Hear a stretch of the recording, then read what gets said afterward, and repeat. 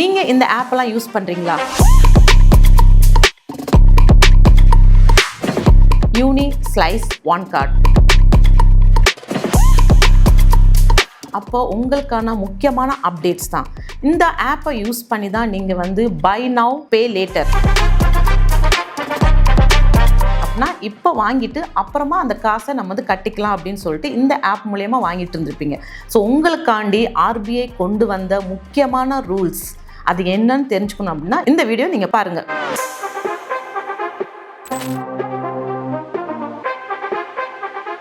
இப்போ இருக்கிற யங்ஸ்டர்ஸ் எல்லாருமே வந்து இந்த ஆப் யூஸ் பண்ணி அமௌண்ட் எடுத்துக்கிறாங்க. சூப்பர் மார்க்கெட் போறாங்களா, இப்போ நீங்க வாங்கிக்கிறீங்க, வாங்கிட்டு அதுக்கப்புறம் நம்ம பே பண்ணிக்கலாம் அப்படின்னு சொல்லிட்டு. ஸோ உங்களுக்கு வந்து கிரெடிட் லிமிட் கொடுத்துருப்பாங்க, ஒரு 10,000 கொடுத்துருப்பாங்க. 10,000 வாங்கினதுக்கு அப்புறம் என்ன ஆகும், நீங்க அதை பே பண்ணிடுவீங்க. அகைன் 15,000க்கு உங்களுக்கு வந்து லிமிட் கொடுத்துருப்பாங்க. அந்த 15,000க்கு நீங்க வாங்கிடுவீங்க. அதுக்கப்புறம் 20,000 கொடுப்பாங்க. பட் இது எல்லாத்துக்கும் இன்ட்ரெஸ்ட் உண்டா கேட்டால் கண்டிப்பா இன்ட்ரெஸ்ட் உண்டு.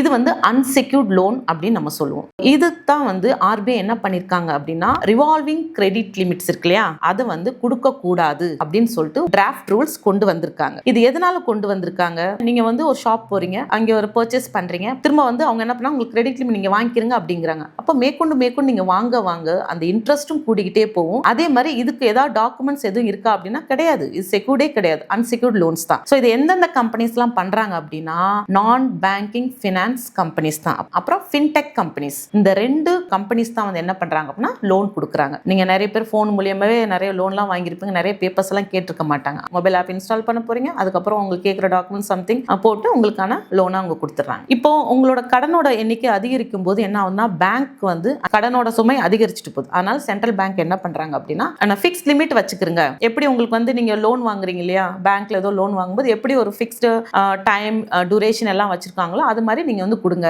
இப்போ இன்னைக்கு தான் பர்ச்சேஸ் டேட், இன்னைக்கு வாங்குறாங்க அப்படின்னா அதுக்கு எண்ட் டேட் கொடுங்க, இந்த தேதிக்குள்ள இந்த மந்த்ஸ்க்குள்ள கட்டணும் அப்படின்னு கொடுங்க. அதே மாதிரி எப்பெல்லாம் இஎம்ஐ கட்டணுமோ அந்த டேட் எல்லாம் ஃபிக்ஸ் பண்ணி அந்த மாதிரி ப்ராப்பரா பண்ணுங்க. ஸோ இந்த மாதிரி அன்செக்யூர்டா கொடுக்காதீங்க அப்படின்னு சொல்லிட்டு சொல்றாங்க. ஒரு ப்ராப்பரா செக்யூர்டான ஒரு லோன்ஸை வந்து நீங்க வாங்கலாம். ஸோ ஃபியூச்சர்ல இவங்களோட ஷேர்ஸ் ஒன்ஸ் நீங்க வாங்குறீங்க அப்படின்னா கொஞ்சம் வாங்கியிருக்கீங்க இல்லை வாங்க போறீங்க அப்படின்னா கொஞ்சம் அனலைஸ் பண்ணுங்க. முக்கியமா ஜென்சி கிட்ஸ் தான் நான் சொல்றேன். தேவைகள் அதிகமா இருக்கு. ஒரு 4 வாங்கணும்னு நினைக்கிறாங்க, இல்ல ஒரு ஏர்பாட்ஸ் வாங்கணும் அப்படின்னா ஈஸியா இருக்கு, டிஜிட்டலா இருக்கு. ஸோ வீட்டில் கேட்க தேவையே இல்லை. அப்போ என்ன பண்றாங்க, அவங்களோட டீடைல்ஸ் கொடுத்து லோனை வாங்கிக்கிறாங்க. பட் இந்த மாதிரி பண்ண வேண்டாம். அன்செக்யூர்ட் லோன்ஸ் நீங்க போகாதீங்க அப்படின்னு சொல்றேன்.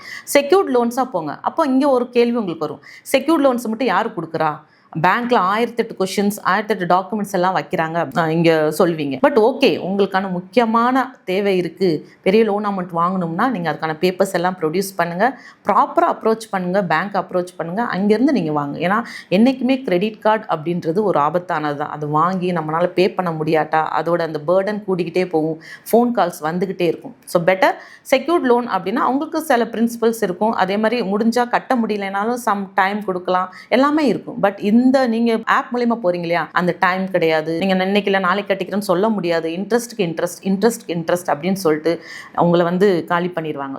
லோனே ஃபர்ஸ்ட் ஆஃப் ஆல் தேவைப்படுதா அப்படின்னு நீங்க பாருங்க. உங்களோட வருமானத்துக்கு ஏற்ற சேமிப்பும் கொஞ்சம் பண்ணிக்கிறங்க. எக்ஸ்பென்ஸை வந்து அதிகமாக பண்ணாமல் உங்களோட வருமானத்துக்குள்ள என்ன பண்ண முடியும் அப்படின்ட்டு பண்ணுங்க. லாங் டேர்ம் ஏதாவது ஒன்று வாங்கணும்னு நினைக்கிறீங்க அப்படின்னா கொஞ்சம் அமௌண்ட்டை வந்து நீங்கள் சேவிங்ஸில் போட்டுக்கிட்டே வாங்க. இன்வெஸ்ட்மெண்ட்டாக பண்ணுங்க. இன்வெஸ்ட்மெண்ட்டாக பண்ணுறதுக்கு தான் நிறைய ஆப்ஷன்ஸ் உங்களுக்கு ஃபிக்ஸட் டெபாசிட்டில் போடணுமா போட்டு வச்சுக்கிறங்க, இல்லை அதோட நல்லா எனக்கு ரிட்டர்ன்ஸ் கிடைக்கிற மியூச்சுவல் ஃபண்ட்ஸில் போடணுமா நீங்கள் அதில் பண்ணிக்கலாம். ஸோ இந்த மாதிரி நீங்கள் ஒரு அமௌண்ட் எடுத்து சேவ் பண்ணிட்டே வரும்போது உங்களுக்கான தேவைகள் ஒரு இடத்துல வந்து கண்டிப்பாக பூர்த்தி ஆகும். ஸோ அப்படித்தான் நம்ம பண்ண முடியுமோ இல்லையா. அன்செக்யூர்ட் லோன்ஸ் போயிட்டு முக்கியமாக யங்ஸ்டர்ஸ் போய் மாட்டிக்காதீங்க. அண்ட் ஏதாவது இருக்கும்னா உங்க பேரண்ட்ஸ் நீங்க சொல்லிருங்க. ஃபர்ஸ்ட் ஆஃப் ஆல் போவேனா அப்படின்னு தான் சொல்லு. கொஞ்சம் அதை அனலைஸ் பண்ணுங்க. ஆர்பிஐ ரூல்ஸ் என்ன சொல்றாங்க அதையும் நீங்க ஃபாலோ பண்ணிக்கிறங்க. அதுக்கப்புறம் ஃபர்தர் ஸ்டெப்ஸ் நீங்க எடுங்க. தேங்க்யூ.